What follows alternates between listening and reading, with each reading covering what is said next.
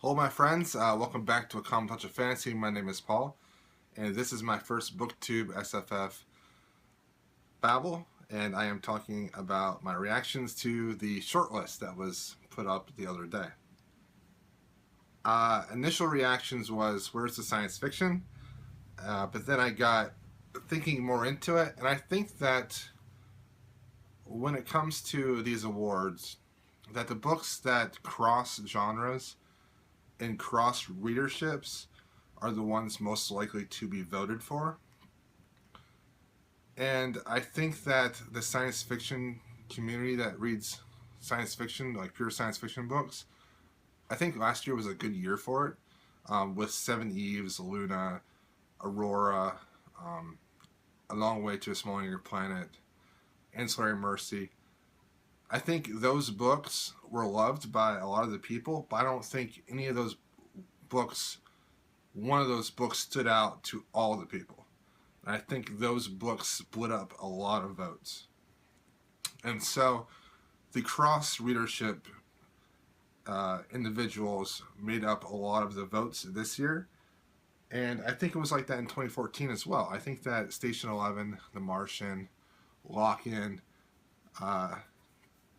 the Brandon Sanderson novel last year, I think with those books, it crossed a lot of readerships on BookTube as well, from the young adult people and also the general fiction people. I think that Station 11 was a huge hit with both SFF people and also general fiction people.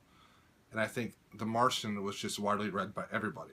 And I think that that cross readership is what gets the most votes. So this year it was obviously a cross readership with young adult, and I think with A Darker Shade of Magic, Uprooted, I think that these two books have young adult themes and cross appeal, and even though they are adult fantasy books, I think that they're very easy for young adult readers to get into, and I think that a lot of young adult readers on BookTube read these, and I think that is why these were nominated. I think that Shadows of Self was nominated because it's Brandon Sanderson, obviously.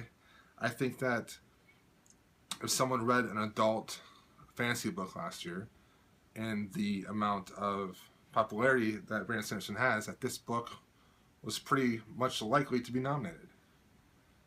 And then I think The Fifth Season was nominated because, like myself, I think it was the best written fantasy book from 2015. And I think a lot of people agreed with that, and that's why they voted for The Fifth Season. There wasn't a whole lot of adult fantasy books where everyone loved them. The Grace of Kings, The Trader of Brew Cormorant, books like that last year were very divisive. But the majority of the people that read The Fifth Season liked The Fifth Season, and I could see why it was nominated by the more hardcore SFF fans. And as far as the young adult books, really no surprise there. I asked Lindsay Ray, what young adult books do you think will get nominated? And she says, oh, probably Carry On and Six of Crows. They were on a lot of people's best of lists of 2015. So I actually read those books in preparation for the BooktubeSFF Awards because I thought that the chance of them being nominated was pretty high. And I think Illuminae is another one that crosses readership. I think that gets read by science fiction fans and also gets read by young adult fans. Same thing with Carry On. I think that has a large readership base, a large appeal to many different types of readers. And then we come to graphic novels. Saga, yeah, everyone loves Saga. I'm probably the only person that doesn't like Saga. So I have to kind of catch up on that. Nimona, no surprise there. A lot of people love Nimona. And no surprise with Descender as well. I think a lot of people that read science fiction regularly like the ideas that the sender put out. The Wicked and Divine Volume 2, that one kind of surprised me a little bit, but it's understandable. And as far as short fiction, Binti, no surprise there. A lot of people read Binti when it came out with the Tor.com novella. Midnight Hour got passed around quite a bit with a certain reading group. And I think Perfect State, Brandon Sanderson, I think the people that read everything that Brandon Sanderson writes, that's what they voted for, because that was one of the few short fiction things that they read. And I think it's a pretty good slate. For example, Uprooted was a book that I bought, I wanted to read, ended up on my bottom shelf. And if you know me, anything on the bottom shelf is something I probably don't want to read right away.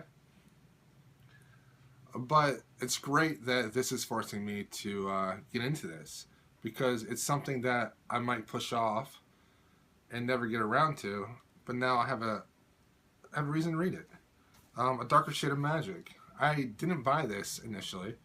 I bought this for the awards itself, and I would not have read this if it wasn't for these awards, and I am surprisingly liking this quite a bit.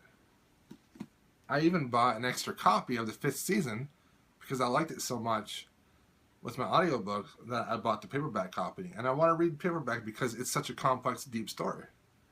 And so I'm reading those 4 books. I have to read Alloy of Law and then Shadows of Self. And I'm happy about getting back into the Mistborn world and seeing what the second series is all about. And I probably won't stop there. I'll probably go on to read more of the Mistborn books. I'm excited about Nimona. I read this last year. It's one of my favorite things from last year. I borrowed it from the library last year, and this year I bought myself my own copy. One of my favorite things from last year, the BooktubeSFF Awards allowed me a reason to buy this for my own, and I love this. Same thing with Descender. I put Descender in my cart on the line, I don't know how many times, and finally with the BooktubeSFF Awards, I was like, okay, let's get it. I'm so happy that I got it. I can't wait to try it. And with Saga, I got it from the library, and we'll see what happens. I hope it's better than what the first 3 were for me. The Wicked and Divine Volume 2, wasn't a big fan of the first one, so we'll see what happens in the second volume. But I'm getting that from the library as well. And I read all the young adult books already. I'm not going to do any rereads there. I reread Binti already, and it's not as good as I thought it was when I first read it. It's still a very meh, I like type book, like around a 3-star.